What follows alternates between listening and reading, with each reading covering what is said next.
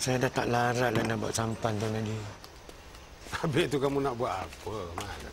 Saya nak jadi jaga dekat Ipoh. Jaga?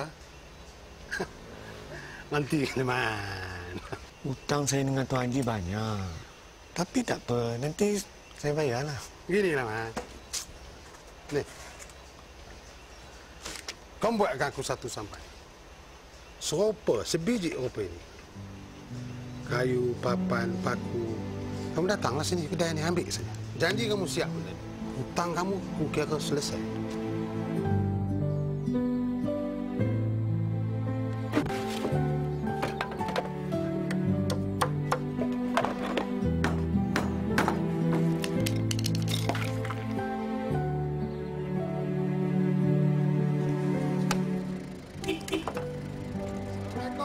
Waalaikumsalam, Tuan Haji.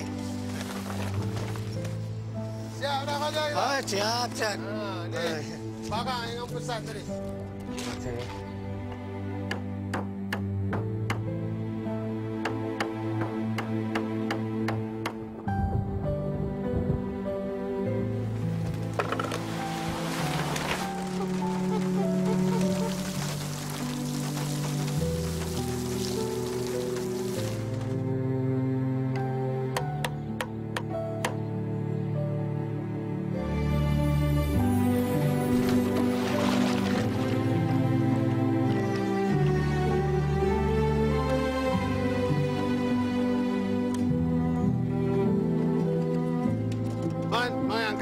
Enjin ni?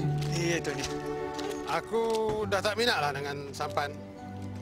Kamu ambil lah enjin dengan sampan ni terus. Ya, betul, Tuan Haji. Aku kena ada tongkak. Nak angkut pasir, simen.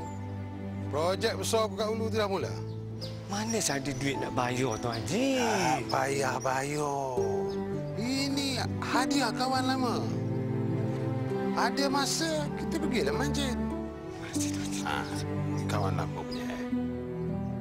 Kejap lagi semua orang nak sewa sampan.